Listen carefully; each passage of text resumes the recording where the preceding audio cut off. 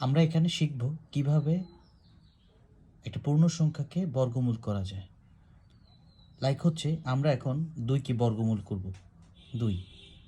তো এইটাকে আমরা 3 দশমিক স্থান বা 4 দশমিক স্থান পর্যন্ত বর্গমূল করব। তাহলে সেক্ষেত্রে আমাদেরকে এখানে আমরা একটা দশমিক দিব, দশমিক দিয়ে আমাদের যত ঘর, দশমিকের পরে আমরা যত ঘর নিব তত ঘর জন্য প্রত্যেকটা ঘরের জন্য 2টা করে শূন্য দিব। লাইক যদি দশমিকের পরে আমরা একটা সংখ্যা চাই বা একটা অঙ্ক চাই তাহলে 2টা শূন্য দিব, যদি 2টা চাই আরও 2টা শূন্য দিব, যদি 3টা চাই আরও 2টা শূন্য দিব।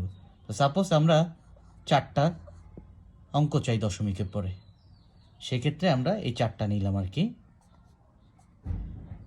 ওকে, ডান। তো আমরা প্রথমে এইদিকে একটা দাগ দিব, এরপরে আমরা দেখব এই যে 2 যে সংখ্যাটা, এই সংখ্যার কাছাকাছি বা এর সমান বা এর আগে কোনো পূর্ণবর্গ সংখ্যা আছে কিনা। আমরা জানি 2-এর আগে একটি পূর্ণবর্গ সংখ্যা আছে, সেটি হচ্ছে 1। সেই 1-এর বর্গমূল 1ই হবে। তারপরে এই যে দশমিক, এই দশমিকটা দিয়ে দিলাম। ওকে, আমরা এখন বিয়োগ করব। বিয়োগ করার পরে 2 থেকে 1 চলে গেলে থাকবে 1। ওকে, দেন পরবর্তী যে জোড়া আছে শূন্য জোড়া, পরবর্তী শূন্য 2টা নিয়ে আসব। এরপর আমরা এই পাশে একটা দাগ দিব। এই যে ভাগফলে যে 1 ছিল, এই 1-এর দ্বিগুণ একটা সংখ্যা বসাবো 2।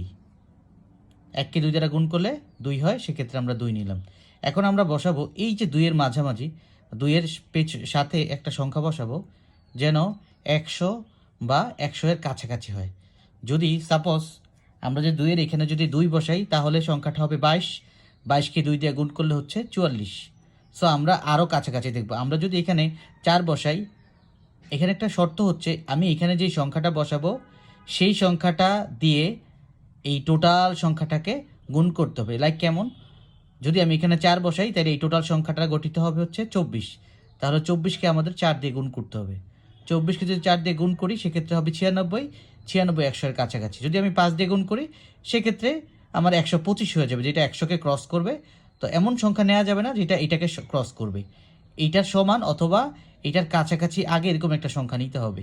আচ্ছা, তো আমরা নিলাম হচ্ছে 4।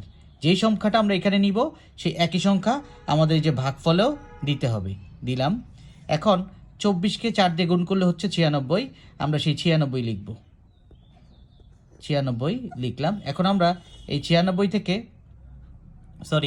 100 থেকে আমরা এই 96 বিয়োগ করব। এখানে বিয়োগ করলে থাকে হচ্ছে 4। ওকে, আচ্ছা, এবার পরবর্তী শূন্য জোড়া আমরা নামিয়ে নিয়ে আসবো। পরবর্তী শূন্য জোড়া এই যে নিয়ে আসলাম। এখন এটা হলো 400। ওকে, এখন এই যে সংখ্যাটা আমাদেরকে এই সংখ্যাটা দশমিক বাদ দিয়ে ধরতে হবে।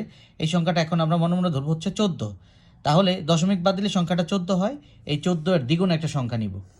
14-এর দ্বিগুণ যদি আমরা নিই সেটা হচ্ছে 14 দুগুণে 28। এবার আমরা এখানে একটা ফাঁকা স্পেস রাখবো যেখানে এখানে একটা সংখ্যা আমরা বসাতে পারি। ওকে, এইবার এখানে আবার এমন একটা সংখ্যা আমরা বসাবো যেন করে যে এই টোটাল যে সংখ্যাটা ফর্ম হবে, গঠিত হবে, সেই সংখ্যাটা 400 বা 400-এর নিচে যেন হয়। ওকে, আমরা যদি এখানে 200 নেই তাহলে আমরা যদি এখানে 2 নিই তাহলে সংখ্যাটা হবে 282। 282 যখন আমরা 2 দিয়ে গুণ করবে সেটা 500 ক্রস করে ফেলবে। সো এটা নেওয়া যাবে না। তো আমাদের এখানে কি করতে হবে, আমরা এখানে যদি 1 নেই তাহলে হবে 281। 281 নিলে এখানে 281, এই যে একটা আমি এখানে নিয়েছিলাম সেই সেম একটা আমাদের এই যে ভাগফলে নিতে হবে, নিলাম। ওকে, আচ্ছা, 281 হলো। এবার আমরা 281 এটা থেকে যদি বিয়োগ করি 400 থেকে, তাহলে 10 থেকে 1 চলে গেলে 9, 1 আর 8 9, এখান থেকে হচ্ছে 19, আর এখান থেকে হাতে আছে 1, এখানে থাকে 1, তাহলে হয় 119। আমরা পরবর্তী শূন্য জোড়া নামায় নিয়ে আসবো, এই যে নিয়ে আসলাম। ওকে, আচ্ছা, এবার আমরা দেখি যে আমাদের এই যে সংখ্যাটা কত হচ্ছে এখন 141। দশমিক বাদ দিয়ে সংখ্যাটাকে ধরতে হবে। যদি আমরা এটাকে 141 ধরি, সেটাকে যদি 2 দ্বারা গুণ করি, 141কে 2 দ্বারা গুণ করলে সংখ্যাটা হবে 282। 282। এখানে একটা ফাঁকা জায়গা রাখবো যাতে করে পরবর্তী আমরা একটা সংখ্যা বসিয়ে দিতে পারি। ওকে, আবার আমরা এখানে আবার একটা সংখ্যা বসাবো। আমরা সাপোজ এখানে যদি আমরা 2 বসাই তাহলে হবে 2822। তখন সেটা দিয়ে ওই 2 দিয়ে আবার 2822কে গুণ করতে হবে। অথবা আচ্ছা, এখন আমরা দেখলাম এখানে যদি আমরা 4 বসাই, আমরা গুণ করে করে দেখছি, তো এখানে যদি 4 বসাই এটা হবে হচ্ছে 2824। তাইলে যেই 4 বসাবো সেই 4 দিয়ে এটাকে যদি গুণ দেই তাহলে এটার কাছাকাছি একটা সংখ্যা আসবে। তো এই 4টা আমাদের একই ভাগফলে ওই 4টা নিয়ে নিতে হবে। তো এই সংখ্যাটাকে 2824কে যখন আমরা 4 দিয়ে গুণ দিব সেক্ষেত্রে আমাদের দাঁড়াবে হচ্ছে 11296। তো এটা থেকে যদি আমরা বিয়োগ করি, বিয়োগ করলে আমাদের দাঁড়াচ্ছে হচ্ছে এখানে 604। 604। আমরা আবার কি করব, আমার ওই যে আমাদের আরও এক জোড়া শূন্য রয়ে গেছে, আমরা সেই শূন্য জোড়া নামিয়ে নিলাম। এখন আমরা কি করব, আমাদের এই যে সংখ্যাটা আছে এই সংখ্যাটাকে আমরা দ্বিগুণ করব।